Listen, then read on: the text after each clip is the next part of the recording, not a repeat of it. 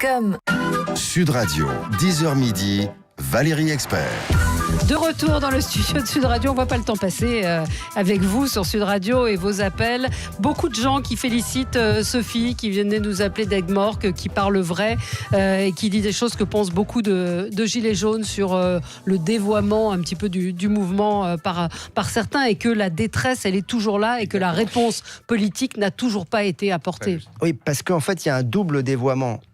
Là, on assiste à un dévoiement du mouvement qui fait suite à un premier dévoiement pour moi de la manière dont le gouvernement a géré cette crise et s'est exprimé sur les gilets jaunes, avec une forme de mépris, avec un refus dans un premier temps de discuter, de trouver des solutions politiques et d'être immédiatement... Je vous renvoie aux déclarations des ministres dès le début du mouvement. On était immédiatement dans la stigmatisation. Griveaux a parlé de peste brune, oui. Les années 30. Donc il y avait une rhétorique. Ils ont installé une rhétorique autour de ce mouvement en le diabolisant d'emblée. Et en se disant, ça va dégénérer, il va y avoir de la casse, et donc le mouvement va perdre le soutien de l'opinion.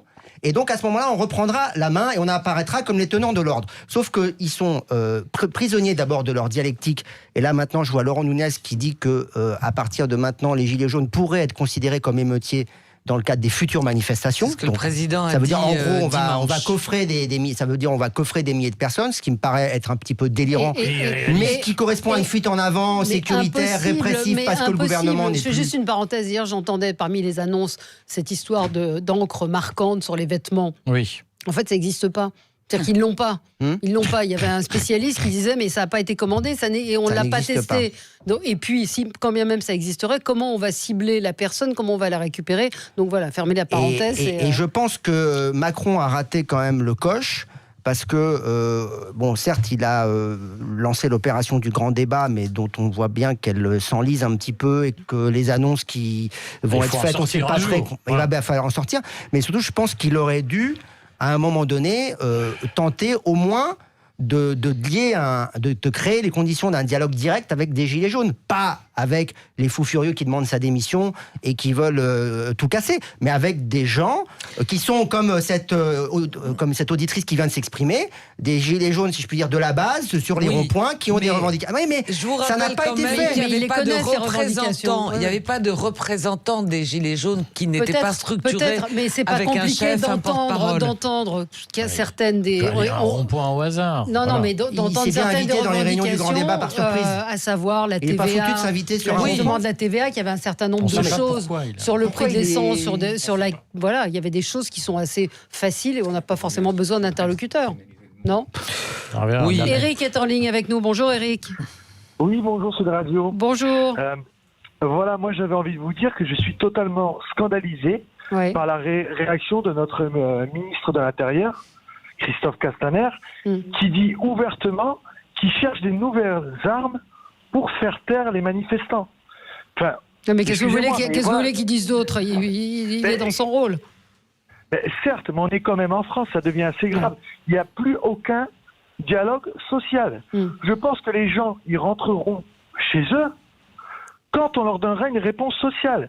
Parce que si on revient à la base du mouvement Gilets jaunes, bien sûr, c'est ce qu'on dit les gens tout à l'heure. Et criaient à l'aide. À l'aide. Ils demandaient de l'aide.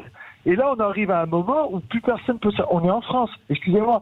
Moi, je prône les valeurs françaises, vous savez, les vraies valeurs françaises, la discussion, essayer de parler, je sais même pas comment vous dire, quoi. Mais là, j'ai l'impression qu'on revient, et déjà la façon de mettre tout le monde dans le même sac, mais ça me semble incroyable. On revient vraiment dans des années sombres de notre histoire, excusez-moi. Mais pendant une certaine période de notre histoire, par exemple, dès qu'il y avait un résistant dans le village, les personnes venaient arrêter quasiment tout le village. Tout le monde était mis dans le même sac.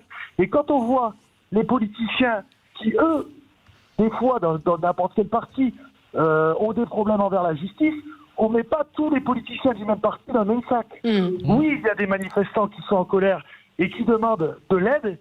Et oui, il y a des casseurs. Il faut punir les casseurs, mais il faut faire la différence entre les gens. C'est vraiment ce que... Mais là, il met tout le monde dans le même sac. Oui, parce qu'il estime que les gens qui étaient samedi sur les Champs-Élysées et qui ont assisté au pillage et au saccage des magasins étaient complices, sont passifs, ne sont pas partis. Qu'est-ce que vous auriez fait, vous ? Vous étiez sur les champs ou pas ? Non, vous étiez... Oui, je vais être honnête avec vous, madame. J'étais sur les champs. Enfin, je me suis retrouvé sur les champs à la fin. J'ai traversé les champs et à mes pieds, madame, j'ai marché sur des bijoux de la Zarzeski. Il y avait des affaires partout. Moi et ma femme, on a refusé. Enfin, je veux dire, on était scandalisés et jamais on n'aurait ramassé quoi que ce soit. Ouais. Voilà, là, je suis pas d'accord. Mais quelle proportion de casseurs il y avait par rapport Bien sûr. Hier, il y avait un chiffre qui était de 300 Black Blocs uniquement. Donc, on a effectivement du mal à imaginer, à comprendre comment 300 personnes ont pu mettre à sac les Champs-Élysées, parce qu'il faut aller voir les Champs-Élysées. Moi, ils ont descendu, ils ont tout pété. Il n'y avait personne pour les en empêcher. Mais ce que dit Éric Verhaeghe est vrai, c'est la République est en échec. C'est un échec total. 300 personnes peuvent tenir en échec plusieurs dizaines d'escadrons de CRS et de gendarmes. Petite information qui risque de faire réagir dans les heures et les jours qui viennent, le nouveau préfet de police risque d'être bientôt convoqué par ses propres flics. Parce qu'en fait, il doit être entendu dans une affaire de favoritisme dans l'histoire du Grand Paris. Donc, comment, c'est Marianne qui dit ça, alors ils expliquent que c'est un frangin, donc c'est-à-dire un franc-maçon, c'était raconté dans le livre Bienvenue Place Beauvau. Il n'a effectivement pas la case ENA, mais également ils se disent comment le futur patron de la préfecture de police pourrait être bientôt entendu dans le cadre de l'enquête sur les soupçons de favoritisme qui pèsent sur les marchés de la Société du Grand Paris. Donc le parquet national financier a été saisi de cette affaire. Là aussi, les conflits d'intérêts dans la Macronie, qui voulaient moraliser la vie publique, c'est un sujet. La privatisation d'aéroports de Paris, elle est quand même sujette à caution. Je pense que Christophe Castaner, on verra tout ou tard qu'il a des conflits d'intérêts. Oui, mais comment on nomme quelqu'un qui risque d'être entendu dans un conflit d'intérêts ? Je pense qu'ils ont pris le flic qui leur apparaissait le plus dur, et qu'aujourd'hui, on est dans des stratégies qui ne sont plus politiques, qui sont à court terme, et qu'on a un président qui aujourd'hui est défaillant, parce qu'on attend du président qu'il ait une vision à long terme, qu'en réalité, on est dans des décisions au petit bonheur la chance. On ne l'a pas pris au hasard. Il était à Bordeaux. Alain Juppé le connaissait. Édouard Philippe a dû le rencontrer d'ailleurs récemment quand il est allé à Bordeaux. On est dans la République du copinage. Quand on nomme des personnes à de tels postes, on se renseigne, et je suppose quand même que si ça sort maintenant, c'est qu'on le savait avant. Oui, donc il y a un problème d'information au plus haut niveau de l'État. Merci à tous les quatre. Évidemment, on n'a pas abordé tous les sujets, je m'en doutais un petit peu. Tu es un peu emporté par cette actualité passionnante, intéressante et ma foi quand même inquiétante à suivre. Donc merci à tous les quatre. Dans un instant, vous allez retrouver André Berkoff.